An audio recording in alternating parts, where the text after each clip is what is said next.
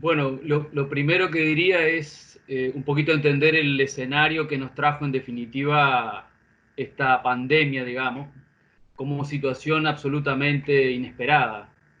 para la cual claramente no hay ninguna organización, gobierno, corporación, universidad o entidad de cualquier tipo, de cualquier sector y de cualquier industria para que estuviera preparada. Eso creo que es un buen punto de partida. Ahí lo otro es señalar que eso genera obviamente una enorme incertidumbre, porque las organizaciones no tienen dónde buscar, digamos, una referencia. No hay antecedentes, no tenemos ningún conocimiento relevante al que acudir. Incluso, y esto es un poquito una opinión personal, pero cuando se intentan hacer comparaciones que son de tipo histórica, mi opinión, como decía, es que más allá de, digamos, de esas comparaciones en cuanto al alcance y sobre todo aspectos que pueden ser de tipo más bien emocional o incluso en cuanto a la lógica con la que se ejecutan, terminan teniendo muy poco valor o por lo menos un valor limitado, porque en definitiva no son como antecedentes válidos propios de un mundo que a lo sumo era analógico o mecánico. Dicho de esa forma, cuando uno encuentra la situación actual, yo creo que lo primero es, por ejemplo, pensar en el contexto real. IDC,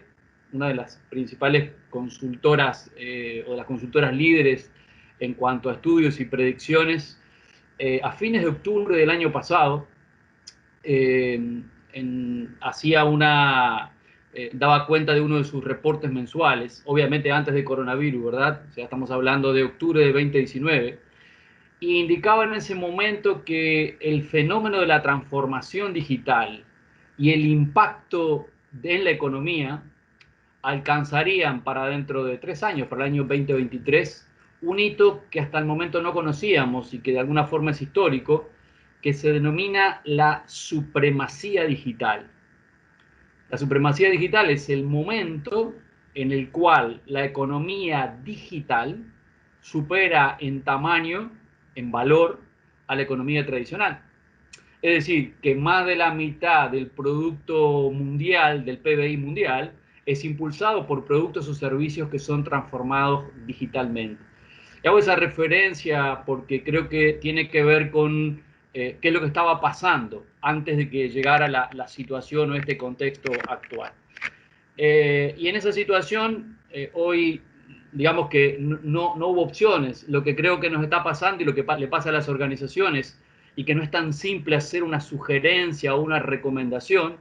es que probablemente un proceso que se iba a hacer durante años, hubo que hacerlo en semanas. Eso es algo para lo cual, reitero, nadie está preparado. Y creo que algunos de los elementos que debemos entender, quizás lo primero es que de esto tenemos que aprender que la capacidad de adaptarnos, esa flexibilidad es crítica en las organizaciones. No importa si es una organización pequeña, grande, de qué tipo es, al final todos sabemos que paradójicamente la única constante que tenemos en el horizonte es el cambio. Y esto es una prueba, digamos, muy potente, muy fuerte. En segundo lugar, estamos en un escenario donde no tenemos, como decíamos, conocimiento previo que sea relevante al que podamos acudir. Entonces acá creo que la segunda, esto sí una sugerencia, es que aprovechemos esta lección, esta durísima lección, para entender la importancia de poder aprender, de la forma en la cual las organizaciones pueden desarrollar ese músculo clave, digamos, que primero seguramente la experiencia hoy nos podrá decir que fue desarrollado para sobrevivir, pero que en el futuro hará que podamos ser más eficientes y abordar de manera exitosa los desafíos. Y quizás en tercer lugar, pero obviamente no menos importante, es pensar en que esto de las competencias digitales, el trabajar, estudiar o lo que sea de forma remota, implica una cierta, digamos,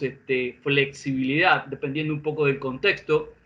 pero que en ningún caso significa menos esfuerzo y que requiere de algunos hitos, de algunas habilidades claves que es importante desarrollar. Así que por ahí lo primero creo que eso es un poquito el contexto en el cual nos encontramos,